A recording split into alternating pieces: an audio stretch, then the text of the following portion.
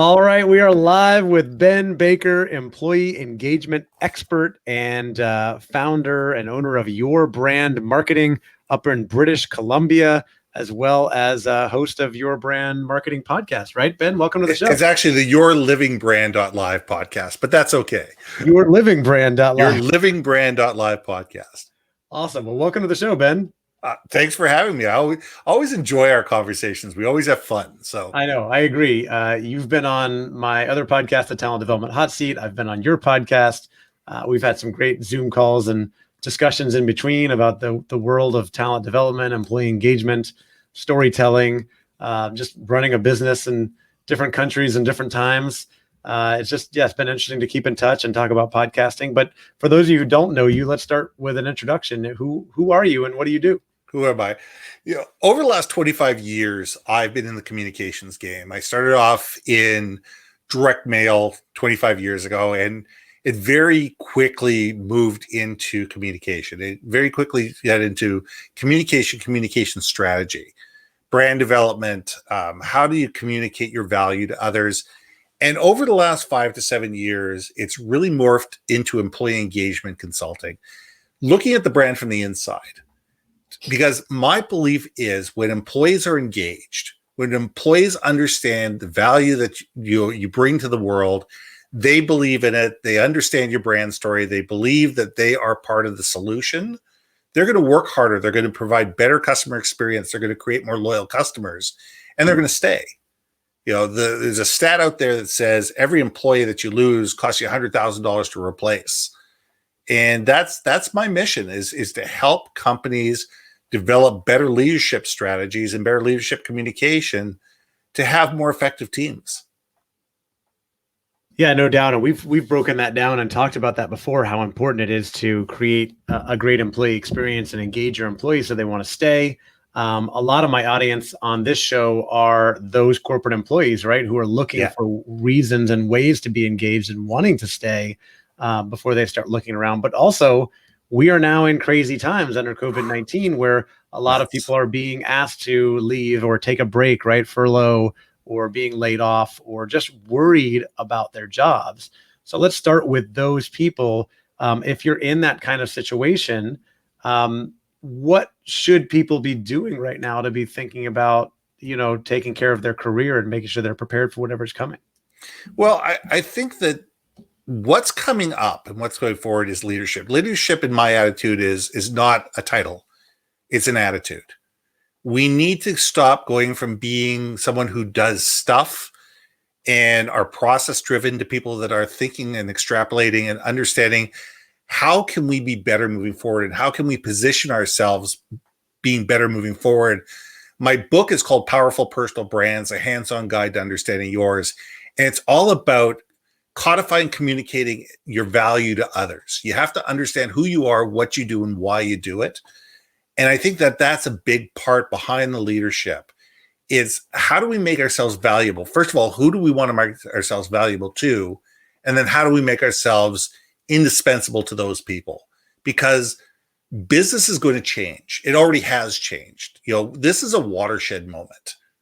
This is something our kids are going to be talking about to their grandchildren. And we need to start thinking about how do we improve our lot in life and how do we improve our value moving forward so that people say, yeah, that's the people we want to align ourselves with moving forward, because how we're going to do business is change, and what working for a company looks like is going to change moving forward. And it's positioning ourselves so we're in the best place to be the person that people want to have working for them or with them. Yeah, absolutely. I agree. And anybody can step up and be a leader. We need great leadership in these crazy times. And I saw you and I emailed briefly today, and I saw in your signature you were offering free Zoom consultations to clients, friends, people in your network on leading through this crisis. And I'm curious, what kinds of things are you hearing in these conversations? What are the important things that people need to be thinking about to lead through a crisis like this? Well, I think the first thing people need to understand is that other people are scared. People are terrified, because nothing is scarier than the unknown. People are very comfortable being comfortable. And we're in a position where for the first time in a generation, people have had to be uncomfortable. And there's a lot of people that don't remember 2008. It doesn't seem that far long ago, but for a lot of people, that could be half their life. And when you start thinking about it, people that were, 15, 16, 18, 21, 22 years old in 2008, that's a lifetime ago. And they don't remember the crisis and the challenge and how we made it through that. So you have people that have had 10 years of growth, 10 years of, of benefit, 10 years of easy business. And I do call it easy business, and have not had to be great leaders because things just ticked along. And now the challenge is coming up. Now the challenge is, how do you lead people that all of a sudden worked in a business, came to the office every single day, they did what they had to do, and they left. And then now you're dealing with people that, wait a second, I want to work from home. I want a different autonomy. I want to work in different hours. I want to work, I want to be communicated in this way. I don't want to be communicated this way.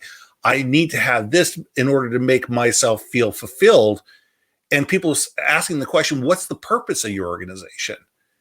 And there's a lot of questions that are being asked by employees that leaders just don't know. And that's what we need to be able to come back and think about. We need to come back and think about, first of all, where have we been? Where are we now? And where do we want to go? And do we have the right tools and the right people in place as organizations and as people individually in order to get there? Because I think that the skills that people need are what people call the soft skills, the human skills, the listening, the understanding, the empathy. And unfortunately, there hasn't been a lot of training on that kind of stuff for years, if not decades. And you have a lot of people out there that, are in leadership positions that truly are, masters of the Peter principle. They've been hired to their own level of incompetence, and they just don't have the skill set, in order to be the great leaders that we need moving forward. Yeah, that's an interesting point, right? And you and I have both experienced that there's a lot of people being out there being promoted to manager level, and they haven't really truly been given that training or the ability to go out and lead, to lead people. And now they're given the extra challenge, right? That they are working remotely. They're not with the people in the office. Let's talk to some of those people. If you are, leading a team, you're a frontline manager, and you want to be effective during this time, you're not really getting some of the training. How can people take some of these matters into their own hands and maybe lead some of their own development to become more of a leader in their organization? Yeah, I mean, there's a lot of great courses out there. I mean, I've got a course that's called Developing the Leader in You. That's an online course, an on-demand course, and I combine that with 90 minutes worth of consulting of my time to be able to do that. But there's lots of good courses out there. The key thing to think about is you need to wake up in the morning and you need to think about, who are the people that I'm leading? Who are the people in my team, and what do they need? And how can I help them? If you wake up every single morning and say, what can I do to make my team more effective? What are the things I can do to help my team be better? You're 65% the way there. You truly are. If you have that attitude of sitting there going, okay, we're now remote. What does that mean? Okay, we need to talk amongst each other. What does that mean? What's the technology we need to set up? How often do people need to meet? What kind of check-ins do we need to have? Are people okay? Do you need to have individual sessions with people and group sessions? Do you need to have, more sessions with some people and less sessions with others? How do you set up expectations? A lot of it comes down to communication. And I think that if we can figure that out, it's about being available and accessible. Available means that, okay, if you leave me a voicemail, I'll get back to you eventually. Accessible means, you know what? I have times that I'm available. My Zoom chat is open, this hour, 15 minutes or at the top of every hour for 15 or 20 minutes, I just leave my Zoom chat open. Come grab me as you need me. It's a matter of figuring those things out. Yeah, I agree. And when you're working remotely, you're not with people, then I think communication becomes that much more important, that you're reaching out, checking in with people. I had the privilege of going through this really cool learning experience on Friday called Leading Through Crisis. And one of the scenarios that I went through was about how often you should be communicating with your team when you're in times like this. Is it business as usual, cut back on meetings, or one of the options was have a standard, weekly or daily check-in. And it turned out that is the best way to go, because we need to over communicate with people, find out what's going on. Some people have less work than they normally do. Some people have more work. Some people have challenges with children and families. Some people don't have those challenges, and maybe people can help each other out. You don't want that to be the long-term case, but in the short term, the more people are communicating, the more people can help each other, take, workload off of somebody's shoes. You can help out as a leader, as a manager. You can ask your manager for help, because maybe you're afraid to do that unless you hear from them. And then they go, how can I help you? And you're like, oh, okay, here's the things I'm working on. Maybe you can help me figure out how to do this. Yeah. And you also need to think of these people not only as coworkers, but as human beings as well, because there's a lot of challenges going on right now, especially in the land of COVID-19, where people are stuck at home with spouses, with kids. They could be in, abusive relationships. They could have, things with their children, issues with their children. They may not have a quiet space to sit in. They may not have a proper chair to sit in. There's all sorts of physical things that are going to lead people not feel successful within their own home. Yeah. And you need to sit there and actually ask the questions. Do you have the tools, the space, and the location that are going to allow you to be successful working from home? Because unless you ask these questions, you'll never know. And then you're sitting there going, okay, why is this person not doing the work they need to do? Well, wait a second. Their kids are home. Their kids are 2 and 4 years old, running through the house at all given times. And it's just not conducive for them to be working during quote unquote office hours. Yeah, welcome to my life. I've got a 6-year-old and a 4-year-old here. So you speak that language. I've got the 16-year-old that hides in his room, and you see him at mealtime. If you're lucky. But you know what? It's so funny that you say that, because I just had a flashback to when I was 16, and one of the things that I regret. Regret is maybe a strong word, but I didn't really talk to my parents when I was 16, 17. I was the guy, the kid. I went into my room and closed the door and listened to music, and they couldn't get a word out of me. And I always felt bad about that. But at least if I was somebody's that type of teenager, makes it easy to get your work done if everybody's at home. Absolutely. The needy one who, my kids need a lot of help and supervision. And so it's a fun time. The joke is, I tell people, it says, how you doing? It says, hey, we got strong Wi-Fi and toilet paper. We're good. Yeah. So right. It also, we have a house that is the way the house is physically structured. I'm in my office. I've had a home office for more than 12, 14 years now. It's all set up. My son has got a bedroom that's got, a mesh router in there. He's all set up. My wife is downstairs in the dining room with doors on both sides that can be closed. So she's, got her own private space. So the three of us can be in here working in the house and not be on top of each other. But if you have 4 people in a 750 square foot 2-bedroom apartment, it's a completely different animal. Yeah. I just read a little bit of a story this morning about the CEO of this retail clothing company, apparel company based in San Francisco. And he lives in a small apartment with his family and can't really work in the apartment.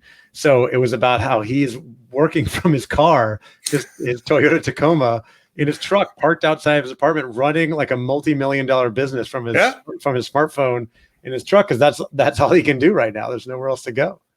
It's crazy. And you wonder why we work in a whole bunch of those other type of those small office, home office type locations are doing so well.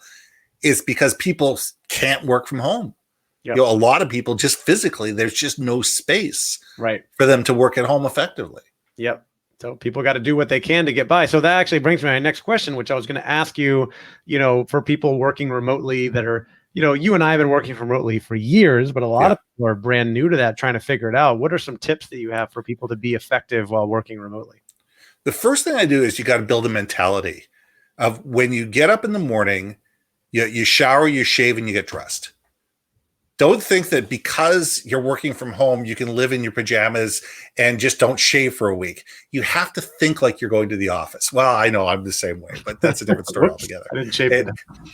But you need to have that mentality in the office. I have my own telephone line. I have, I'm basically self-sufficient in my office.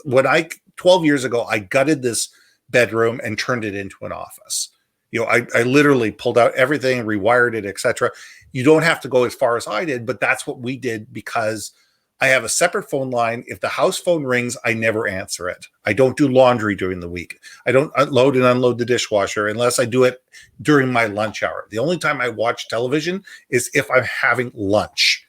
It is something I give myself a half-hour lunch during the day. That's when I do that. And it's a matter of setting yourself up so the mentality is when you're at whatever physical space you're at in the house, you're actually at the office. And you think of it, this is where I am for the next 8 hours. This is my job. Yes, I'm going to get up. I'll go have a cup of coffee. I'll come back. I'll stretch, do those type of things.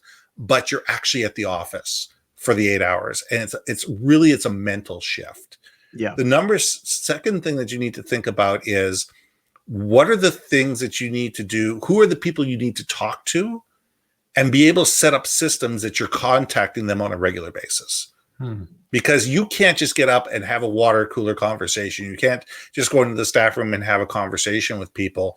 You need to actively go out and talk to people. So it's setting up regular conference calls, Zoom calls, whatever, to be able to make sure that you can get the information that you need, not only from your own team, but from the other teams that you need within the organization.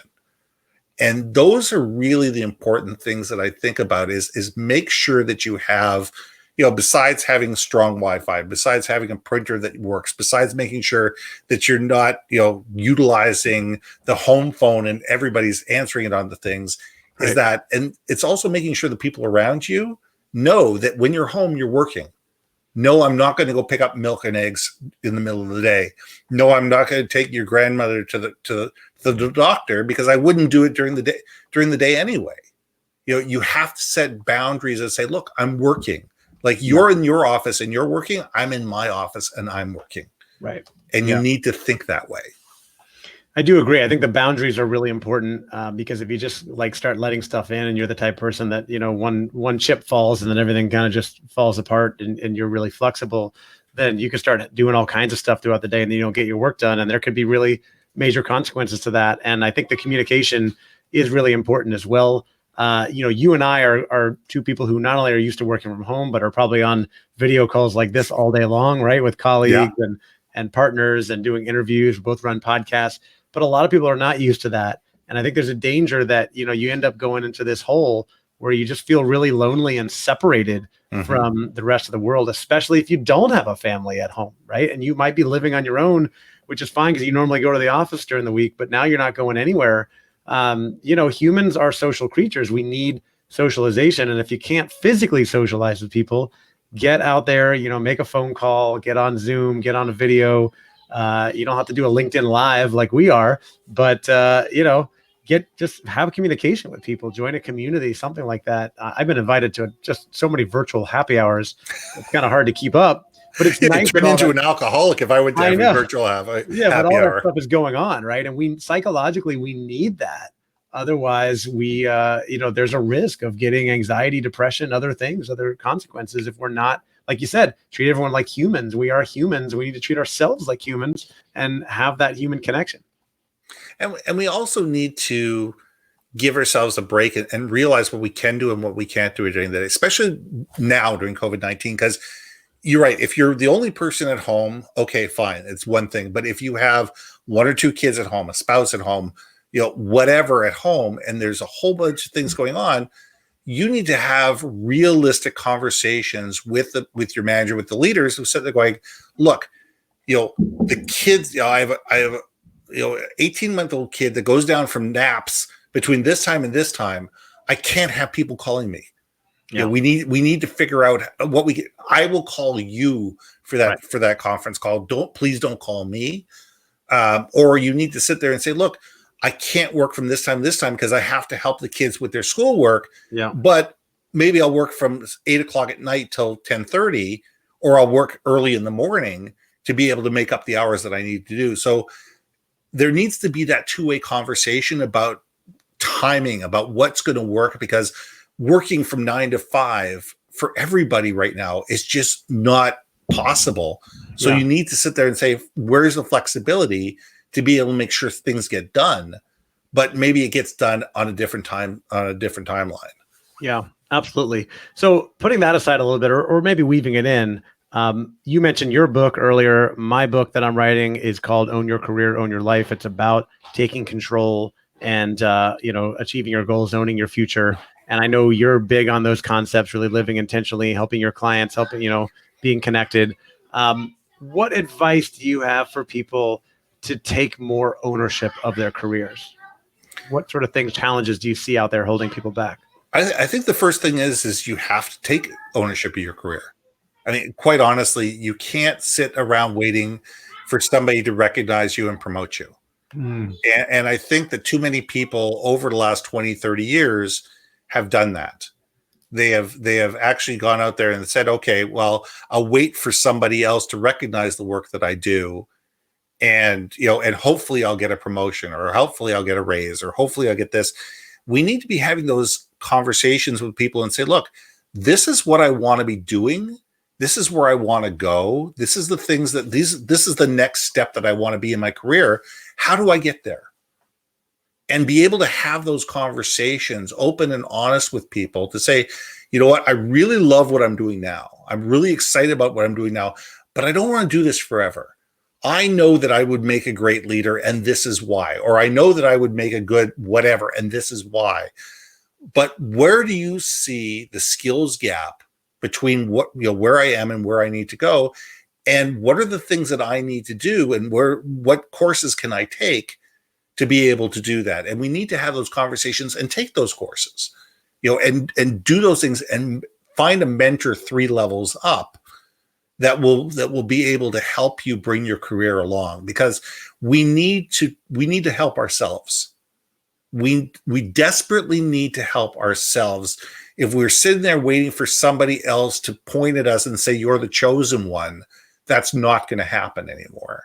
We need to choose ourselves, and we need to be able to put ourselves in position to articulate, this is what I do. This is why I do it. This is who I do it for. This is the value that I bring to the table. Why not? Right. And I think we need to have more of a why not attitude instead of why. Yeah. Bring up a very good point. No one, I think this might surprise some people, but no one cares more about your career or even your life than you do, right? Absolutely. You may have very supportive parents or sibling, or spouse, or even your kids might care that you keep your job or whatever, but no one cares more about your career than you do. And so you've got to step up. You've got to take the initiative to own that career. Stop waiting for other people to tell you what to do, to tell you where to go, what things to work on.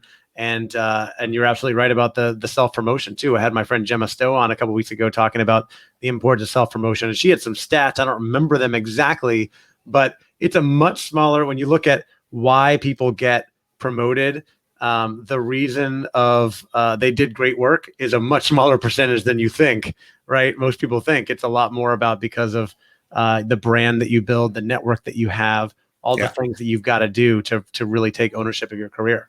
And the problem is, we've been taught from the time we were in kindergarten differently. We've been taught through elementary school, high school, university, jobs, etc., that we have to wait for somebody to allow us to do whatever. We raise our hand to go to the bathroom and everything else, but we need to have somebody else point at us and say, yeah, okay, you go ahead now. It's now a mentality shift. Mm-hmm. We need to take control of our own careers, because if we don't believe in ourselves, if we do not believe in our value, if we do not believe that we could be capable of this, but we may just be shy 1 or 2 things that we need to get to that point, it's up to us to sit there and say, look, what's keeping me from being promoted to that level? Fine. How are we going to get me there? And it's a we. It's how am I going to work with you as an organization, right, to be able to get me there? And it's got to be a 2-way street.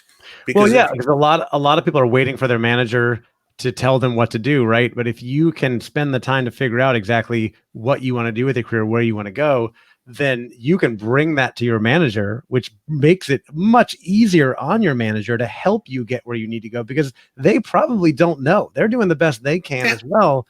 And if you bring that to them and have that conversation, then they can say, oh, okay, I didn't realize that you wanted to move into finance, or you wanted to be a VP one day, or you want to be this or that. Let's put a plan together and see how I can help you, what you can do.